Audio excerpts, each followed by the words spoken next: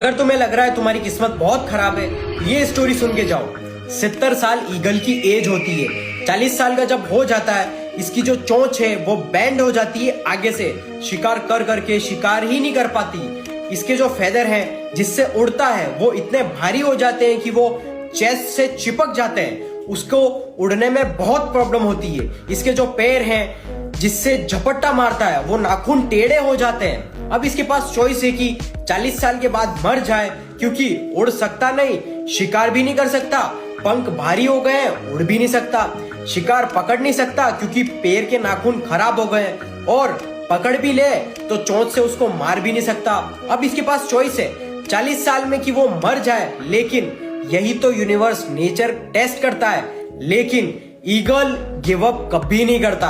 40 साल की एज में ईगल अपने एरिया के सबसे टॉप ऑफ द माउंटेन पे चला जाता है और जो चोंच है उसको पत्थर पर मारता है। जब चोंच पत्थर पर मारता है तो बहुत पेन होता है। वो फेस करता है, मार मार के पत्थर पे दर्द सहन कर करके और चोंच को तोड़ देता है। सेम चीज करता है पैर के नाखूनों के साथ, उसको रगड़ता है, पत्थर के ऊपर रगड़ रगड़ के तोड़ देता है। और हर ईगल की लाइफ में ये दिन आता है। 40 साल बाद जैसे ही चोंच निकलती है, फिर वो उस चोंच से अपने ही फेदर्स को तोड़ता है, अपने ही जिस्म से अपने ही पर को उखाड़ता है, क्योंकि पर उसके उड़ने के लायक नहीं रहे हैं। लेकिन इस प्रोसेस से हर ईगल जाता है अपनी लाइफ में, और 40 साल के इस प्रोसेस में 6 महीने के बाद वो एक नया ईगल होके 30 साल और जीता है। तो यार लाइफ में सेक्रीफाइस तो करने ही पड़ेंगे। आज कंफर्टेबल हो जाओगे तो पूरी लाइफ अनकंफर्टेबल हो जाएगी, और आज अनकंफर्टेबल हो जाओगे तो पूरी लाइफ कंफर्टेबल हो जाएगी। अगर तुम्हें लग रहा है तुम्हारी किस्मत बहुत खराब है, ये स्टोरी सुन के जाओ। 70 साल ईगल की एज होती है। 40 साल का जब हो जाता है, इसकी जो चोंच है वो बैंड हो जाती है आगे से।